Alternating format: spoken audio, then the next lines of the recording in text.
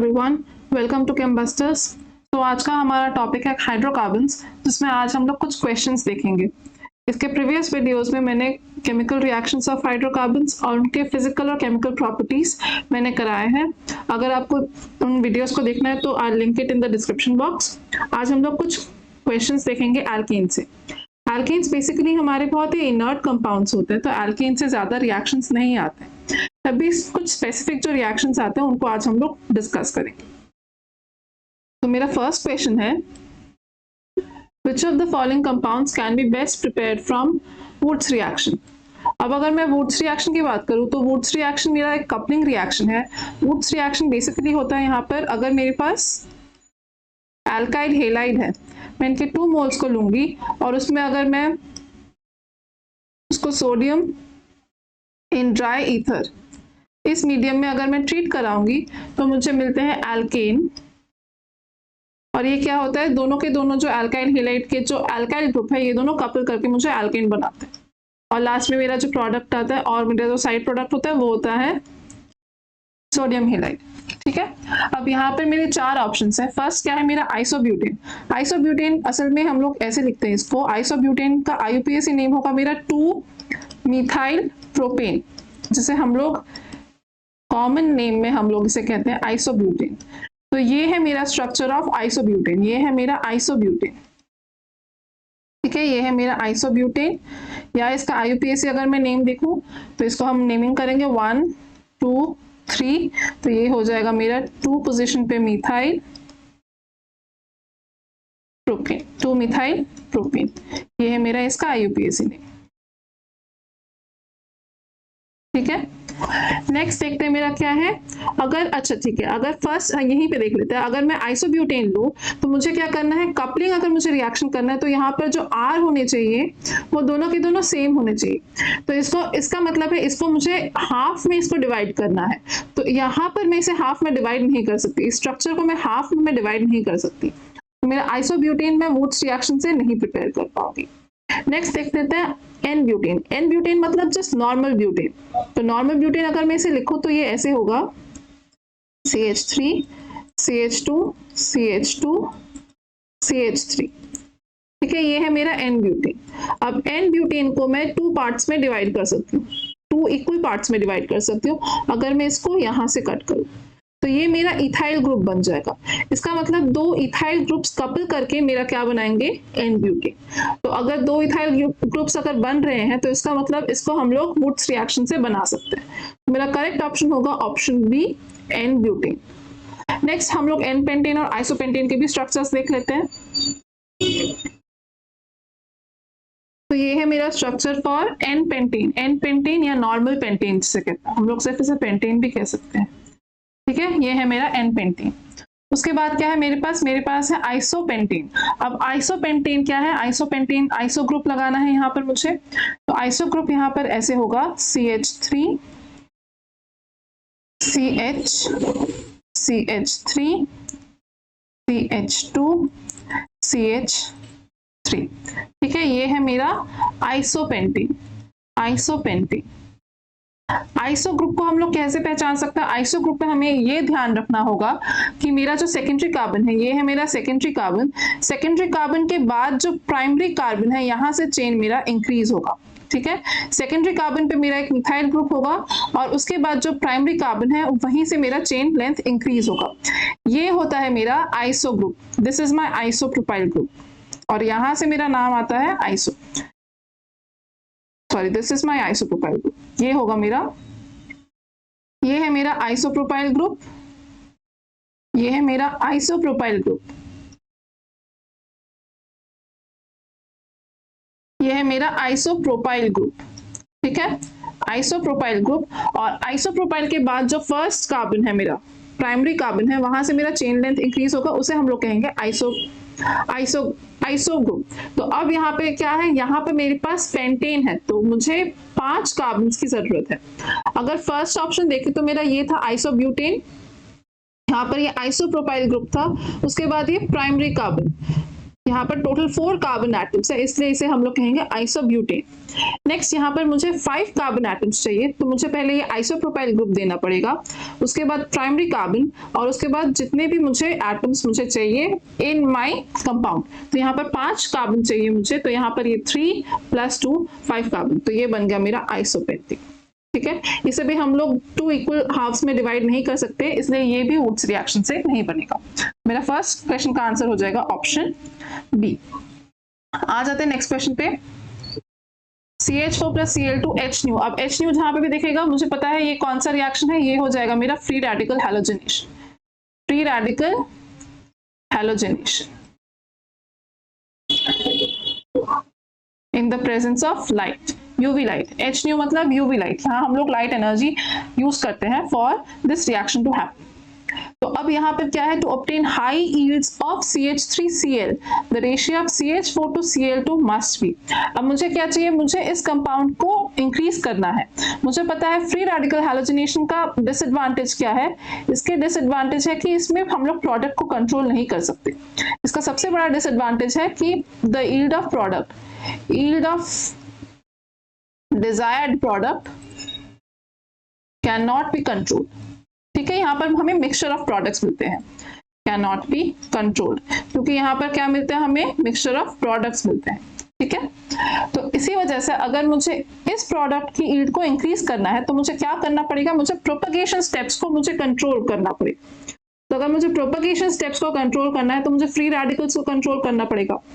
मुझे ये पता है जो मेरा इनिशिएशन होता है, इनिशिएशन स्टेप जो होता है उसमें फर्स्ट स्टेप क्या होता है, फर्स्ट स्टेप होता है मेरा फॉर्मेशन ऑफ क्लोराइड रेडिकल। तो यहाँ पर Cl2 कुछ ऐसे रहते हैं मेरे पास, अगर मैं यहाँ पर लाइट एनर्जी दूं तो यहाँ पर क्या होता है, फ्री रेडिकल होमोलिसिस। तो यहाँ पर मुझे 2 क्लोरीन के रेडिकल्स मिलते हैं। अब अगर मैं Cl2 जो है, Cl2 को अगर मैं कम कर दूं तो ये जो है ये मेरा कम हो जाएगा फॉर्म होना, और अगर ये कम हो गया, ये रेडिकल अगर मेरे पास कम है तो एज अ रिजल्ट मैं प्रोपगेशन स्टेप्स को कंट्रोल कर सकती हूँ। तो मेरा जो रेशियो होगा CH4:Cl2, अगर मुझे रेशियो पता करना है तो मुझे CH4 को क्या करना पड़ेगा, इंक्रीज करना पड़ेगा। तो एज अ रिजल्ट जो रेशियो होना चाहिए वो क्या होगा, हाई होगा, to obtain the higher yields of this product. ठीक है, तो आंसर क्या हो जाएगा, ऑप्शन ए। ये कॉन्सेप्चुअल है। जस्ट जनरलाइज अगर मैं करूं तो मुझे अगर मेरे पास अगर मीथेन ज्यादा है और मेरे पास क्लोरीन के रेडिकल्स कम है तो ऑब्वियसली जब मैं प्रोपगेशन स्टेप्स में जाऊंगी तो सबसे फर्स्ट मेरे पास जो ऑप्शन होगा वो कुछ ऐसा होगा। प्रोपगेशन में अगर मैं जाऊं तो फर्स्ट ऑप्शन जो मेरे पास लिमिटेड क्लोरीन के रेडिकल्स है उनके पास ये होगा।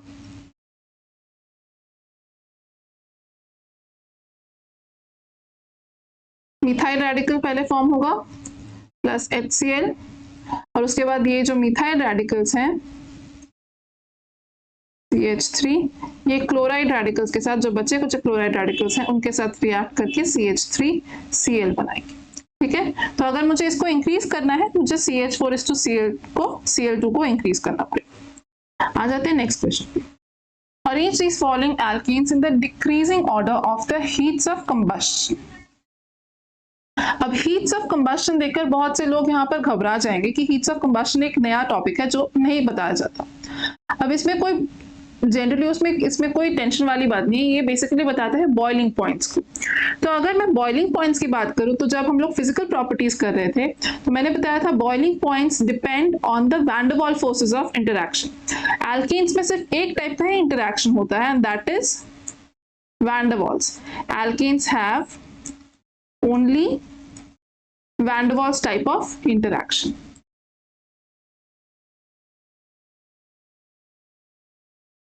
और ये जो van der Waals forces होते हैं they are dependent on the surface area।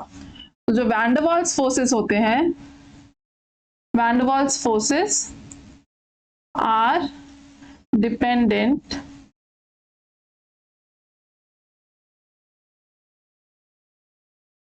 ये जो फोर्सेस होते हैं they are dependent on surface area, या हम लोग कहते हैं इसे एरिया ऑफ कांटेक्ट। तो अगर मैं स्ट्रेट चेन की बात करूं, इनका एरिया ऑफ कांटेक्ट हाई होता है, high area of contact for straight chain, high area of contact. तो अगर इनका कॉन्टैक्ट एरिया हाई है विद अदर मॉलिक्यूल्स, अगर हम लोग ऐसा कोई मॉलिक्यूल का ये अगर हम लोग ऐसे अगर सरफेस देखें तो अगर ये मॉलिक्यूल्स अगर एक साथ ऐसे करके वैन डर वाल्स फोर्सेस के साथ अटैच्ड है, ये हमारे वैन डर वाल्स फोर्सेस के साथ ये सारे मॉलिक्यूल्स अटैच्ड है, तो हीट ऑफ कंबस्शन का मतलब क्या है? मतलब उन्हें कंबस्शन करने के लिए, कंबस्शन मतलब उनको तोड़ने के लिए। अगर हम लोग कंबस्शन रिएक्शन करते हैं तो कंबस्शन रिएक्शन में मुझे क्या करना पड़ता है? एल्केन से हमें क्या मिलता है? Carbon dioxide and water. तो अगर मुझे कंबस्शन करना है तो मुझे इन एल्केन्स को तोड़ना होगा, तो मुझे इन वैन डर वाल्स फोर्सेस को तोड़ना होगा। तो जो सरफेस एरिया है, एरिया ऑफ कांटेक्ट है फॉर स्ट्रेट चेन एल्केन्स, ये बहुत ज्यादा होता है। लेकिन जैसे जैसे ब्रांचिंग इंक्रीज होती है, as branching increases area of contact क्या होता है? कम होने लगता है। Area of contact decreases. ये सिंपल सा कॉन्सेप्ट है कि अगर मैं कोई स्फीयर लूं, अगर मैं कोई सर्कल लूं, इनका एरिया ऑफ कांटेक्ट सबसे ज्यादा मिनिमम होगा। इनका एरिया ऑफ कांटेक्ट क्या होता है? सिर्फ एक टैंजेंट होता है, सबसे ज्यादा मिनिमम होता है मेरा एरिया ऑफ कांटेक्ट। ये क्या है? मेरा मिनिमम है। तो जैसे जैसे मेरी ब्रांचिंग इंक्रीज हो रही है, फॉर एग्जाम्पल अगर मेरा ब्रांचिंग यहाँ पर है तो फिर यहाँ पर एरिया ऑफ कांटेक्ट कम हो जाएगा, इस जगह पर एरिया ऑफ कांटेक्ट कम हो जाएगा, ये दूर दूर रहने लगेंगे। तो अगर ब्रांचिंग अगर बढ़ रही है तो फिर एरिया ऑफ कांटेक्ट कम हो रहा है, and if area of contact is decreasing, van der Waals forces भी कम होंगे, और अगर वैन डर वाल्स फोर्सेस कम होंगे तो हीट ऑफ कंबस्शन क्या होगा? मेरा डिक्रीज होगा। मुझे कम हीट चाहिए होगी फॉर द कंबस्शन प्रोसेस। तो अगर मैं यहाँ पर देखूं, यहाँ पर मेरे पास क्या है? आइसोपेंटेन है, एन पेंटेन है और नियोपेंटेन है। तो नियोपेंटेन क्या है? मेरा सबसे ज्यादा ब्रांच्ड है, या फिर इसका अगर मैं शेप देखूं तो ऑलमोस्ट ये स्फेरिकल है, ऑलमोस्ट ये स्फेरिकल है। यहाँ पर इस पे ब्रांचिंग आ रही है, तो यहाँ पर एक ब्रांचिंग है तो इसमें भी इसका एरिया ऑफ कांटेक्ट डिक्रीज हो जाएगा। लेकिन सबसे ज्यादा एरिया ऑफ कांटेक्ट किसका होगा? सबसे ज्यादा एरिया ऑफ कांटेक्ट होगा एन पेंटेन का। तो मेरा जो होगा हीट ऑफ कंबस्शन का ऑर्डर वो क्या हो जाएगा? सबसे ज्यादा होगा फॉर 3 एन पेंटेन, देन आएगा मेरा 2, यहाँ पर डिक्रीजिंग ऑर्डर पूछा है, देन आएगा मेरा 1। तो ये कौन सा है? ये है मेरा option, this is option C. मेरा करेक्ट आंसर होगा ऑप्शन सी। ठीक है, आ जाते हैं नेक्स्ट क्वेश्चन पे। Above reaction is an example of, अब यहाँ पर क्या हो रहा है? यहाँ पर जस्ट अगर मैं देखूं नंबर ऑफ कार्बन एटम्स मेरे सेम है कि नहीं, तो 1 2 3 4, और यहाँ पर भी देखो तो 1 2 3 एंड 4। तो यहाँ पर बेसिकली मेरा क्या हो रहा है? एन ब्यूटेन जो है it is changing to, this is मेरा आइसोब्यूटेन, जो फर्स्ट क्वेश्चन में मैंने देखा था, ये मेरा आइसोब्यूटेन है। तो यहाँ पर नंबर ऑफ जो कार्बन एटम्स है या नंबर ऑफ हाइड्रोजन एटम्स भी हो तो वो सारे के सारे मेरे सेम है, लेकिन यहाँ पर सिर्फ फॉर्म चेंज हो रहा है। तो इसे हम लोग क्या कहते हैं? इसे हम लोग कहते हैं आइसोमर्स, आइसोमेरिज्म। आइसोमेरिज्म का मतलब क्या होता है? Isomerism is a phenomenon where the chemical formula is same but there is a difference in structure। तो यहाँ पर क्या हो रहा है? आइसोमेरिज्म, या फिर हम इसे कहेंगे इस रिएक्शन को आइसोमराइजेशन। ठीक है, आइसोमराइजेशन। सिंपल सा क्वेश्चन। नेक्स्ट क्वेश्चन देख लेते हैं। The order of bond strength of CH bonds involving sp, sp2 and sp3 hybridized carbon atoms is। अब यहाँ पर जो बॉन्ड स्ट्रेंथ होती है, मुझे पता है अगर मैं देखूं बॉन्ड स्ट्रेंथ क्या होता है इन टर्म्स ऑफ, हम लोग कैरेक्टर देखते हैं S और P कैरेक्टर में। जनरली जितना ज्यादा as S character increases, as S character increases, bond strength हम लोग क्या कहते हैं? बॉन्ड स्ट्रेंथ इंक्रीज होता है। ये बेसिक सा फंडा है, बॉन्ड स्ट्रेंथ इंक्रीजेस। अब ऐसा क्यों है? क्योंकि मेरा जो s ऑर्बिटल है, s ऑर्बिटल जो है they are perfectly symmetric, s orbital are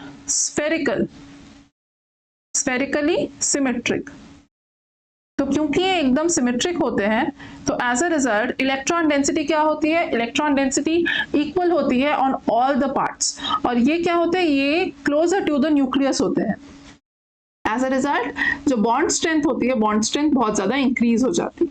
तो अगर मैं देखूं sp3, sp2 और sp में, तो तो परसेंटेज ऑफ S कितना होगा और परसेंटेज ऑफ P कितना होगा अगर हम लोग इसको 100% कंसिडर करें।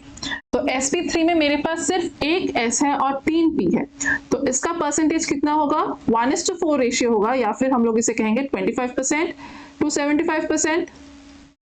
ठीक है, sp2 में कितना होगा, ये होगा मेरा 33.3% और ये हो जाएगा मेरा 66.6%। ठीक है, sp में कितना होगा, 50% 50% का रेशियो होगा। ठीक है, 1:1 का रेशियो। तो एज ए रिजल्ट अगर मैं देखूं, सबसे ज्यादा मेरा परसेंटेज ऑफ s कैरेक्टर है sp में, तो बॉन्ड स्ट्रेंथ कैसे होगा, बॉन्ड स्ट्रेंथ इंक्रीज करेगा इस डायरेक्शन में। तो बॉन्ड स्ट्रेंथ कैसे होगा, बॉन्ड स्ट्रेंथ सबसे ज्यादा होगा मेरा sp, उसके बाद आएगा मेरा sp2 और सबसे कम बॉन्ड स्ट्रेंथ होगा मेरा sp3। sp3 मतलब cc सिंगल बॉन्ड, sp2 का मतलब cc डबल बॉन्ड और sp का मतलब होगा cc ट्रिपल बॉन्ड। तो अल्काइंस, ऑब्वियसली अल्काइंस में सबसे ज्यादा बॉन्ड स्ट्रेंथ होता है, तो इसका मतलब ये हो जाएगा मेरा ऑप्शन ए। आ जाते हैं नेक्स्ट क्वेश्चन पे। The product A of the above reaction is, ये बहुत ही एक अटपटा से कंपाउंड दिया गया है, लेकिन रिएक्शन बहुत सिंपल है।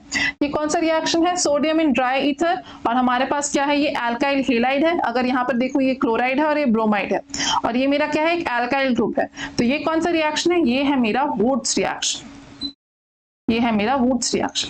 लेकिन यहाँ पर एक चीज खाली चेंज करके दी गई है कि यहाँ पर जो अल्काइल हेलाइड है वो दो अलग अलग मॉलिक्यूल्स नहीं है, वो एक सेम मॉलिक्यूल है जिसमें दो हेलाइड के ग्रुप्स दिए गए हैं। तो यहाँ पर ये रिएक्शन कुछ ऐसा होगा, ये reaction basically free radical mechanism से जाता है। तो अगर मैं यहाँ पर देखूं सोडियम एंड ड्राई ईथर को, अगर मैं इसका मैकेनिज्म ना दूं, सिंपल सा अगर मैं देखूं, तो यहाँ पर क्या हो सकता है, यहाँ पर ये अगर देखूं तो ये ब्रोमीन यहाँ से चला जाएगा और ये क्लोरीन यहाँ से चला जाएगा। तो मुझे क्या मिल सकता है, पहले मुझे मिलता था जनरल रिएक्शन में 2 मोल्स ऑफ सोडियम हेलाइड, तो यहाँ पर मुझे मिल सकता है एक बनेगा सोडियम क्लोराइड, एक बनेगा सोडियम ब्रोमाइड, और मेरे पास क्या बचा है, मेरे पास बचे हैं ये, यहाँ पे एक सिंगल रेडिकल, यहाँ पे एक सिंगल इलेक्ट्रॉन।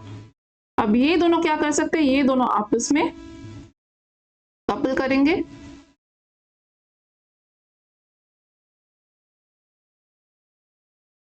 और एज अ रिजल्ट क्या होगा,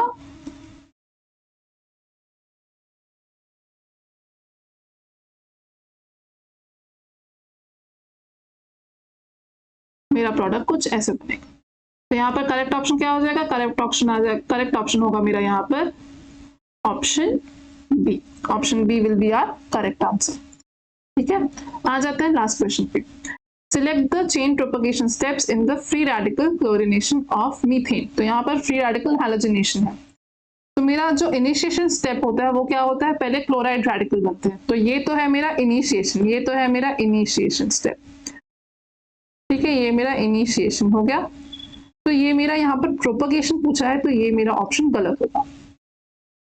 तो जिस भी ऑप्शन में ऑप्शन 1 है तो वो हम लोग एलिमिनेट कर देंगे, तो मेरा बी एलिमिनेटेड। अब नेक्स्ट देखते हैं 2 में क्या है, Cl से CH4 CH3Cl plus H, Cl से CH4 CH3ClH। अब ये तो बन नहीं सकता, पहले ये क्या बनाता है, पहले ये बनाता है HCl। अगर ये वाला रिएक्शन, अगर मैं सेकेंड वाला रिएक्शन देखूं तो वहां पर कैसे होता है, Cl रेडिकल है वो हाइड्रोजन को लेता है और यहाँ पर मिथाइल रेडिकल जनरेट करता है। तो जनरली रिएक्शन कुछ ऐसे जाता है, मेरा प्रोडक्ट बनता है HCl और मेरे पास मिथाइल रेडिकल्स जनरेट होता है। मेरे पास हाइड्रोजन रेडिकल रिएक्शन में जनरेट नहीं होते, तो ऑप्शन 2 भी मेरा क्या हो गया, गलत हो गया। तो जिसमें ऑप्शन 2 है उसको हम लोग एलिमिनेट कर देंगे, तो ये डी एलिमिनेट हो जाएगा और ऑप्शन ए एलिमिनेट हो जाएगा। बचे कौन से मेरे पास बचे हैं फिर ऑप्शन सी 3 and 5। सो 3 वाला भी करेक्ट है, अभी मैंने बताया, और ये वाला भी मेरा करेक्ट है। So option C is our correct answer. ठीक है, सो आज के लिए बस इतना ही। If you like this video, do like, share and subscribe. Thank you so much.